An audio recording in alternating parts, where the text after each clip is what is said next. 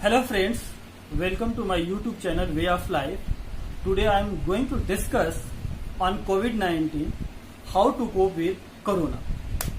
तो कोरोना एक भयंकर बीमारी जिससे आज पूरा विश्व जूझ रहा है और इस बीमारी से उबरने के, लड़ने के, ठीक होने के तमाम उपाय बताए गए हैं। जिन उपायों में केवल अभी तक जो प्रमुखता से बताए गए वो शरीर को मजबूत करने के उपाय बताए गए हैं। क्या लगता है कि इस बीमारी से लड़ने के लिए यह प्रयास पर्याप्त है?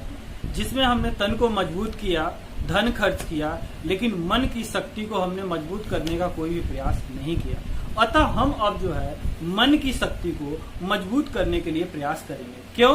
क्योंकि किसी भी कार्य की संपूर्णता या पूर्णता मन की मजबूती पर निर्भर करती है। क्या लगता है कि आपने शरीर की इम्यूनिटी को बढ़ा ली तो वह पर्याप्त है? नहीं।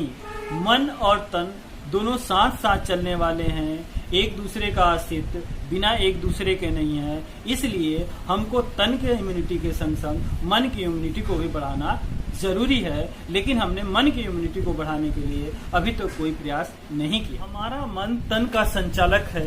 बगैर मन के इशारे के शरीर कहीं भी नहीं जाता और वह उसको सहयोग करता है, तभी हमारा तन कुछ कर पाता है। इसलिए जरूरी है कि हम मन की इम्यूनिटी को बढ़ाने के लिए कुछ प्रयास करें और उसकी इम्यूनिटी को बढ़ाने के लिए हमें अच्छी तरीके से समझना चाहिए कि मन हमारा ईश्वर का अंश है। क्यों? क्योंकि ईश्वर अंश जीव अविनाशी। जब मन आत्मा ईश्वर का अंश है तो इसका मतलब ये हुआ कि हमें पूर्ण रूपेण ईश्वर पर विश्वास रखकर कोई भी काम करना चाहिए। क्यों? क्योंकि ईश्वर का अंश जिसका कभी भी विनाश नहीं हो सकता। इसका मतलब ये हुआ कि पूर्ण रूप से ईश्वर को मन में धारण करके हम कोई भी प्रयास करेंगे तो वह पूर्ण रूप से पूरा होगा। क्यों? क्योंकि ईश्वर पर पूर्ण रूप से विश्वास रखकर किया गया कोई भी कार्य ठीक होता है। इस तरीके से हम तन और मन दोनों की इम्यूनिटी को बढ़ा सकते हैं और तन और मन इन दोनों का सामंजस्य जब सही रहेगा तब जानते हैं कोरोना से हम ठीक तरीके से लड़ सकते हैं। कि शास्त्रों में वर्णित है कि हानि लाभ जीवन मरण यश यप यश विधिहान, ये 6 चीजें विधाता के हाथ में है।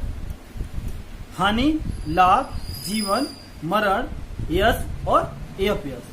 कोरोना का जो बीमारी है उससे जीवन और मरण का ही प्रश्न है। आजकल सबके अंदर ये डर और भय व्याप्त है कि इस बीमारी से या तो आदमी जिएगा या तो फिर मरेगा। क्यों? क्योंकि अभी तक इसकी कोई दवा बाजार के अंदर आई नहीं है। डॉक्टरों की कंप्लीट रूप से, पूर्ण रूप से कोई पहुंच अभी तक नहीं है।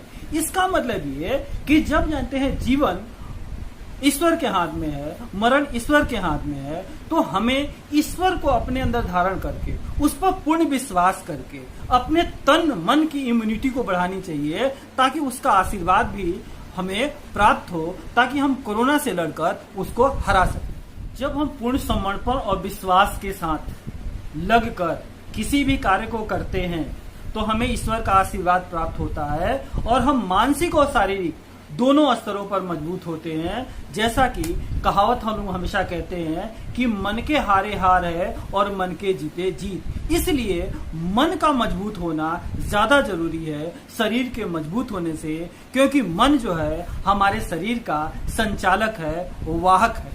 ईश्वर पर विश्वास रखना चाहिए, किंतु हम कर्म से विरत नहीं हो सकते, कर्म से अलग नहीं हो सकते। क्यों? क्योंकि ईश्वर ने हमें कर्म करने का अधिकार दिया और फल और परिणाम जानते अपने पास रखा है। हम चाहे जितने भी प्रयास कर लें, कितने भी बड़े कर्म कर लें, लेकिन फल ईश्वर ही देता है। ध्यान में रखते हुए हमें प्रयास करना चाहिए कि फल जब ईश्वर के हाथ में है तो कोई भी बीमारी हमें मार नहीं सकती, हमारे जीवन का हरण नहीं कर सकती जब तक कि ईश्वर उसको न चाहे। ईश्वर पर विश्वास रखकर भय मुक्त होकर शारीरिक व मानसिक रूप से मजबूत होकर कोविड-19 से लड़ेंगे और उस पर विजय प्राप्त करेंगे और कोविड-19 को हराएंगे और इस पूरे विश्व से जानते हैं कोरोना को हम हमेशा इस बात का ध्यान रखना चाहिए कि हमारा कोई भी कार्य तब तक पूर्ण नहीं हो सकता जब तक कि हम उस सर्वज्ञ परमपिता ईश्वर को अपने कार्य में शामिल नहीं करते या उस कार्य में उसकी भागीदारी नहीं हो सकती। किसी भी कार्य में पूर्ण सफलता अगर आपको प्राप्त करना हो तो ईश्वर का शामिल होना उसमें बहुत ही जरूरी है। आपको ये वीडियो पसंद आए तो प्लीज लाइक, शेयर, सब्सक्राइब जरूर करें। अगर कोई त्रुटि हो तो आप कमेंट जरूर करके हमें बताएं या सूचित करें।